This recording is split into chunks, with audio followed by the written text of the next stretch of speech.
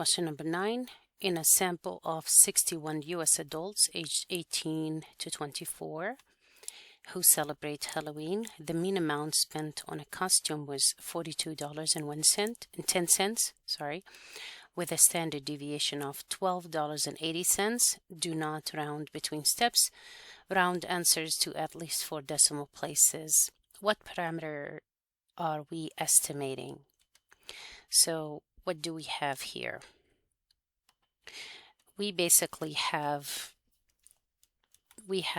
the sample size, which is 61, so n is equal to 61. And then we have here from the sample they computed the mean and the standard deviation. So the sample mean is $42.10, so X bar is $42.10. And then we do have the sample standard deviation, so S is equal to.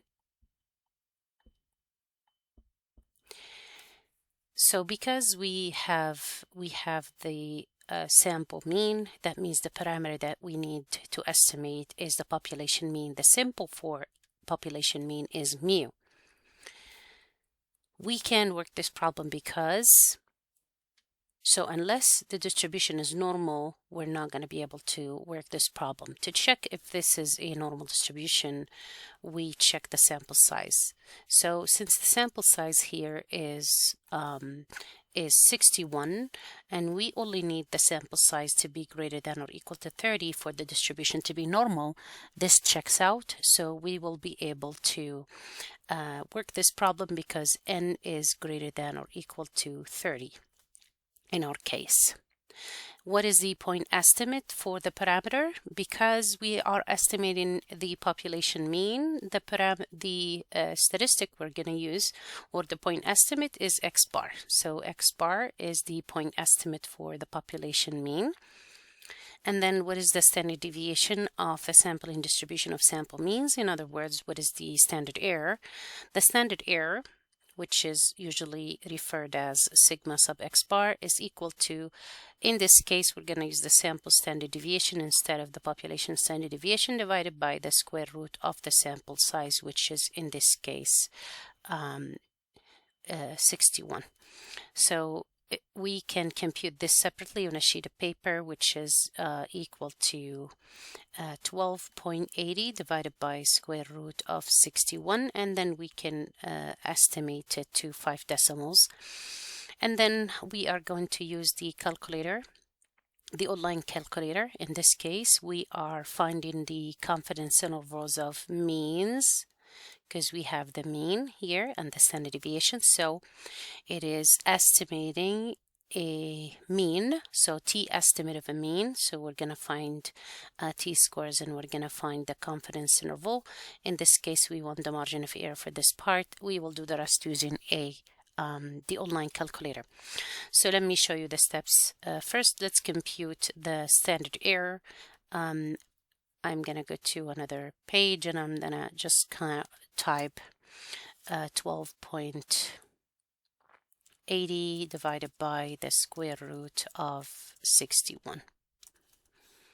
And hopefully that will give me the correct standard error. The reason why this question is asking about the standard error is because we usually use it for to find in the margin of error.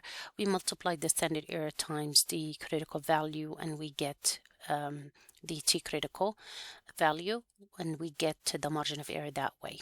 So we said we're estimating the population mean mu, and then we are able to work this problem because n is greater than or equal to 30, and we said point estimate for the parameter is X bar, and then we computed the standard deviation of distribution of sample means.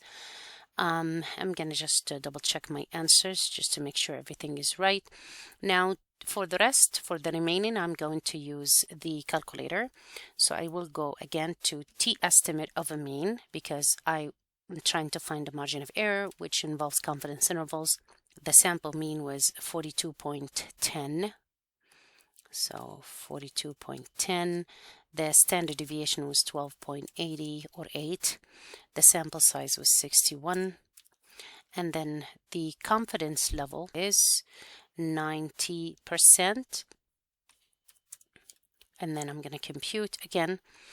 This notation of confidence interval indicates the point estimate, which is basically x bar plus or minus the margin of error. So that is the margin of error right here. Again, I'm just going to say here's the margin of error.